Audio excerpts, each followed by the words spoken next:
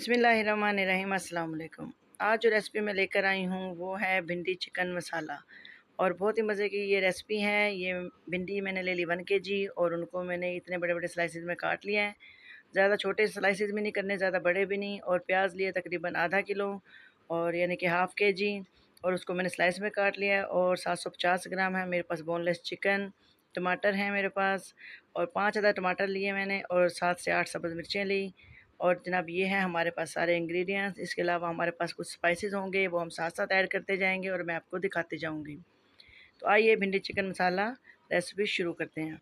सबसे पहले एक कढ़ाई को मैंने चूल्हे के ऊपर रखा और उसमें डाल दिया ऑयल। तकरीबन 3 से 4 टेबल स्पून ऑयल डाला, ज़्यादा नहीं जाएगा क्योंकि भिंडी को हमने सिर्फ फ्राई करना है और बाकी मसाले के लिए अलग से ऑयल डालेंगे। तो भिंडी डाल दी मैंने इसके अंदर और अभी मैं इसको करूँगी फ्राई। जब तक फ्राई करना है जब तक इसकी लेस ना ख़त्म हो जाए।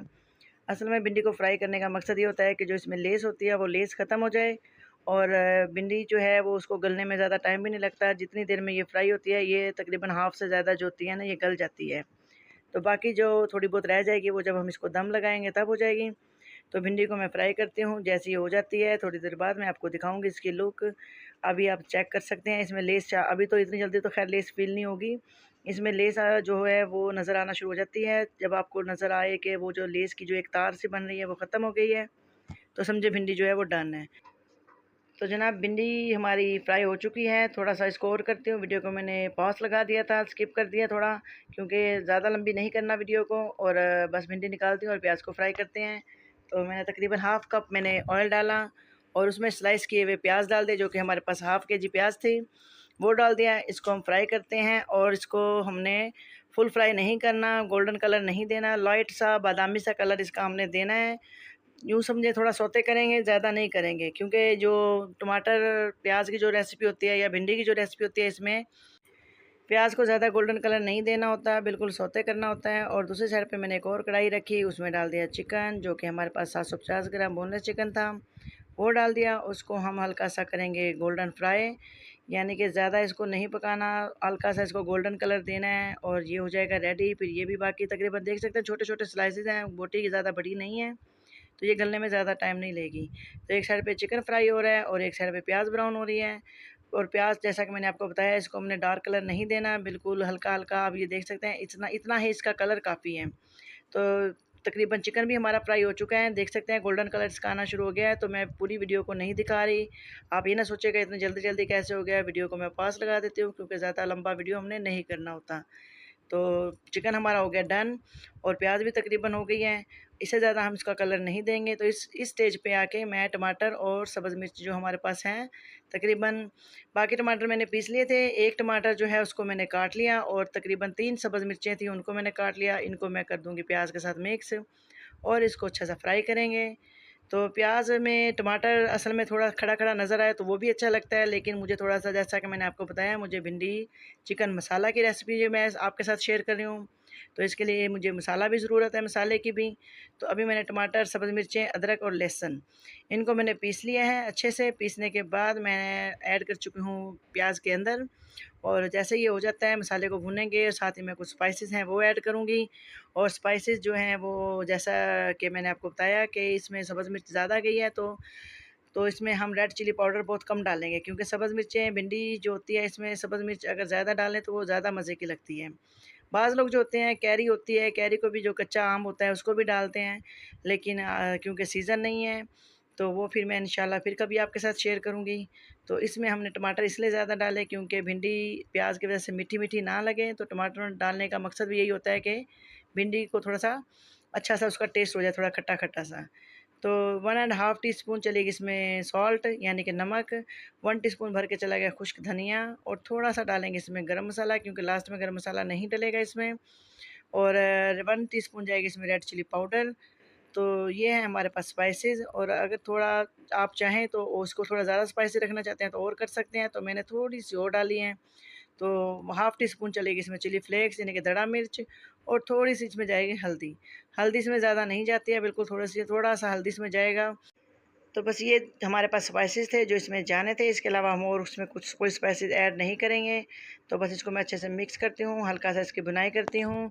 चिकन जैसा कि मैंने आपको दिखाया था, मैंने ज़्यादा हमने चिकन को फ्राई नहीं किया था। तो इसी स्टेज पे हम चिकन भी साथ ऐड कर देंगे, ताकि चिकन में अगर कोई कच्चापन है तो वो भी अच्छे से ख़त्म हो जाए, मिक्स हो जाए और भुन जाए ये चिकन भी। चिकन देख सकते हैं बोनलेस है, अगर हड्डी वाला हो तो फिर उसको टाइम ज़्यादा लगता है वो गलने के लिए। बोनलेस जो होता है वो फ़ौरन ही हो जाता है।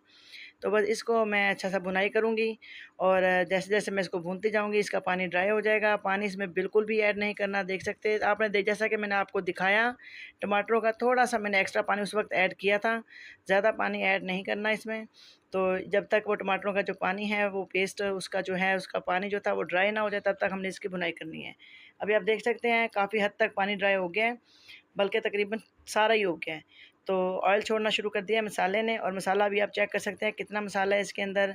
और चिकन मसाला तो ये है। और अब भिंडी मसाला कैसे बनेगा, भिंडी चिकन मसाला, तो जब हम इसमें ऐड कर देंगे भिंडी। तो भिंडी को जैसा कि आपको पता है मैंने फ्राई करके रखा हुआ है, तो बस हमने सिर्फ लास्ट में इसको दम लगाना होता है। तो नमक मैं चेक कर चुकी हूँ, नमक भी इसका बिल्कुल परफेक्ट है। अगर आपको नमक कम लगे तो आप नमक ऐड कर सकते हैं थोड़ा सा बाद में भी। तो माशाल्लाह मेरे पास तकरीबन ये 2 केजी की होगी ये रेसिपी सारी।